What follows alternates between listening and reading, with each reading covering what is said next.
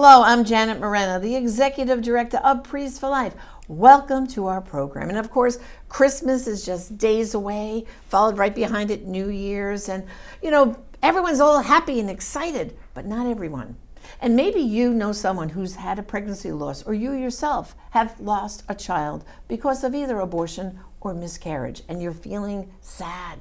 Today's program is going to have solutions for you to get you out of that depressive, sad feeling and give you positive resources that you can have and tools that you can get other people who might be feeling that same way. Well, joining me today is an expert in this field. His name is Kevin Burke, along with his beautiful wife, Dr. Teresa Burke. They co-founded Rachel's Vineyard. So, Kevin, welcome to the program. Thank you. Nice to be with you, Jen. Great to have you. And like I said at the outset, let's first define. Of course, in a miscarriage, the mother had no choice. This was a baby she wanted to have, and circumstances happened. She miscarried. And then in an abortion, of course, people say, well, the mother chose to do that. And if we know from our experiences, so many of these women, it's not about freedom of choice. That many of them are pressured and forced and this and that. So here we have Christmas. Everybody's happy. Everybody's hanging stockings with their children's names on it around the house, buying toys and presents. Mm-hmm. What impact does this have on a mother who's had this pregnancy loss right now, right before Christmas? Well, I'll speak to those who have experienced abortion loss, right? Okay, first, then we could talk about the miscarriage part. But in Rachel's Vineyard, you would expect around the holidays, Janet, that things would slow down. Yeah, quiet. And right. People are taking vacation, things of that nature. But actually, it gets kind of busy on the phone line around Christmas time, where we get a lot more calls that begin to happen with women, sometimes men, but primarily women, who are calling, and they're troubled by what they're feeling. And I'll give you an example, because Teresa took a call recently about this. So they called in and explained that they had a Christmas celebration, and the nieces and nephews were there, right? And the aunts and uncles, and they were seeing gifts lavished on the children, right? They were being so welcomed, the joy right. of the season through the eyes of a child. And it was triggering their own emotions about their own past abortion. Wow. And a child that wasn't there, that wasn't being welcomed into that family. And perhaps right. they wondered if in their shame and fear that if that child would be welcome, perhaps in an unplanned, unexpected right. pregnancy. Mm-hmm. So they're having feelings that are being triggered by just the natural events of the holiday. And they're watching these children open presents, and they're identifying, well, my child, if I had not had that abortion, would have been fill in the blank, mm-hmm. 5 years old, 6 years old. So those cousins that are opening presents are being denied the presence of my child, mm-hmm. and therefore I'm being denied the fun of watching my child open the presents. Now, you mentioned you get calls. What's that hotline number that people could call right now while we're speaking? Sure, 1-877-HOPE-FOR-ME. Okay, that's 1-877-HOPE. The number 4, me. Yes. And the people are standing on by, Teresa Burke and others, psychologists, experts, they can talk to you mm-hmm. so that you don't have to be there sad, crying all by yourself and think, no one understands my mm-hmm. pain, no one understands how I feel, right? Yes, and this, of course, can be true. Someone may have a couple children and be enjoying the holiday with them and seeing the joy that the children are experiencing. They might have a 2 and a 3-year-old, and maybe they had an abortion in their college years or in high school. Right. They can also have a bit of a pain about they're enjoying their present with their children, but there's a melancholy, there's a regret that child, they wonder, that child right. would be this age then. Right. And they never got to experience that. Mm-hmm. At the same time, the whole holiday is about welcoming the Christ child, this very special child, this blessing, mm-hmm. And that child, for whatever reason, at that time in their life, was not welcome. So those themes are very strong during the holidays, and so they tend to come to us and share about that. Well, and then, besides the mother who's having those feelings, then there's the father, the dad. Mm-hmm. He's impacted too. And it's very often, don't you find that men, they stuff those feelings way down and try to ignore it. But sometimes some of these men around the holidays might be feeling, and maybe their wife doesn't even know that they had a pregnancy, an abortion, maybe when they were in college, and now they're acting weird. Talk about the men.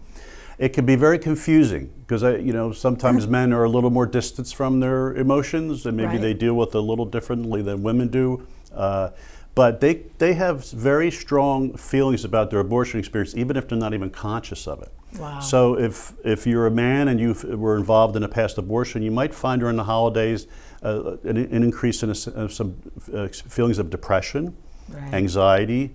You may find you're drinking a little more than you normally do. Right. To mask the pain. Yeah, you might be gambling a bit more if you're involved in sports betting. You could see certain kind of behaviors increase during this time. Magnify You might not themselves. even associate it with that abortion law. So it's important sometimes to make that connection so you can then get the help you need. And again, it could be mothers or fathers can call. The hotline number again is 1-877-HOPE-FOR-ME. Okay, perfect.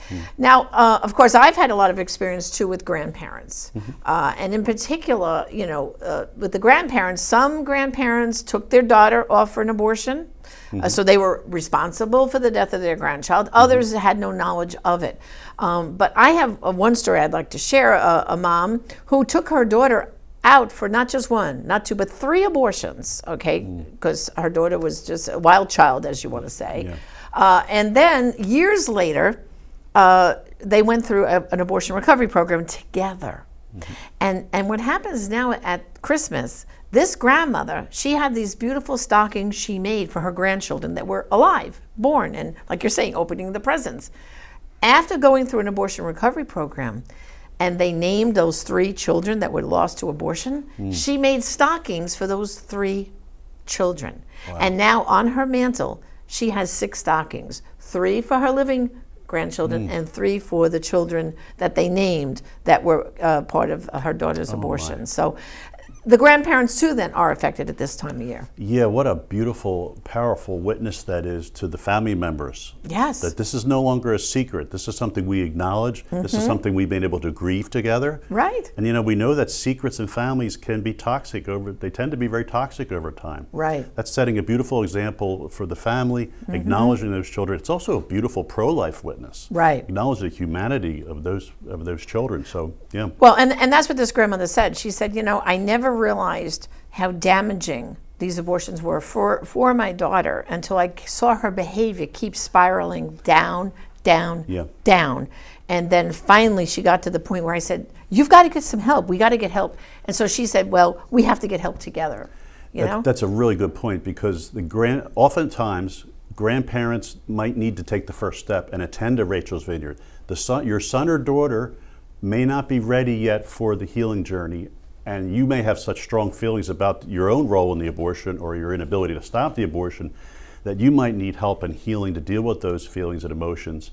So you go through the healing process first, and we find that then you're in a much stronger position to know how to best reach out to your son or daughter. That's so right. If you have been involved in an abortion decision as a grandparent, you're welcome on Rachel's Vineyard. Rachel's Vineyard. And they can find where and when is the next retreat. Going to abortionforgiveness.com. Yes. Put in your zip code, and it shows you where's the nearest Rachel's Vineyard program to you. And sometimes, Kevin, people will say, well, I don't want to go to abortion recovery in my hometown. I'm afraid someone might know me. Yeah. And so you can actually put in other zip codes or look in other states, because Rachel's Vineyard is all over the United States and actually all over the world. I think you guys are in 75 countries now, and the retreat manual has been translated into about 25 different languages. 33 now. Oh my goodness. I didn't know there were that many. It keeps growing. Yes. So we really want to impress on everyone, yes, the holidays are joyful, but they can be sad. We are here for you if you're hurting, right? Absolutely. Don't, one of the things when we get a call like that, Teresa was sharing me the other day, that she'll say something simple to them and say, what you're feeling is natural. Right. Yeah. And just affirming that it's okay what they're feeling. They're not alone. They're not crazy. Oftentimes then tears begin to flow. Yeah. So behind all these powerful emotions is grief that needs to be processed in a healthy way. Right. Oftentimes an abortion healing program is a place where you're going to be able to do that safely and effectively. Right. And on the other side of that, grieving is tremendous blessing and healing for you. But even just that initial call and getting that initial affirmation of what you're going through, sharing those emotions, that's healing in and of itself. So don't hesitate to call. To contact us. Yeah, and of course, right behind Christmas, we have New Year's Eve and New Year's Day, and just so people understand, unfortunately, between Christmas and New Year's, that's a very high suicide time. It is. The calls at those hotlines go up. Okay, yeah. And unfortunately, some people commit suicide this time of year because of this feeling of depression.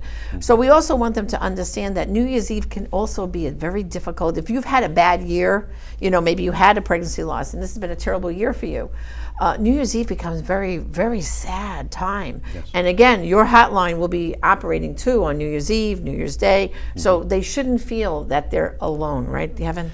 Yes, and I think when people are telling their stories about whether they've experienced abuse in their past, or there's alcohol in their family, or divorce, or abortion, oftentimes is part of that as well, they talk about the most painful thing was feeling alone. Right. Feeling isolated, not feeling other people were enjoying themselves and happy, and there they are suffering. So Right. you want to avoid the temptation to isolate yourself, and to kind of isolate and then kind of allow that despair and darkness to increase within you. It's hard to do this, but you got to reach out. Take that first little step, and then you're going to get stronger and continue to reach out. That's right. And if they go to that hotline number for help, they will give them that first step to kind of snap them out of it and help them realize you're not alone, right? You're going to encounter someone who is going to speak to you with charity, without judgment, and with the love of God, and you're going to feel that in that communication. That's right. Well, thanks, Kevin. You're very and welcome. I have to say Merry Christmas Merry and Happy Christmas. New Year. Happy New Year to you. Well, brothers and sisters, I hope you found this helpful. And please, that hotline number, 877-HOPE, the number 4, me. Please, reach out to people you know who might be a little sad and depressed because of a pregnancy loss. We are here for them 24/7. You don't have to feel that you have to deal with this pain alone. And believe me, it'll be a much better new year for you if you seek the resources that are here for healing. This is Janet Morana, Executive Director of Priests for Life. Merry Christmas and a happy and blessed New Year. Thank you.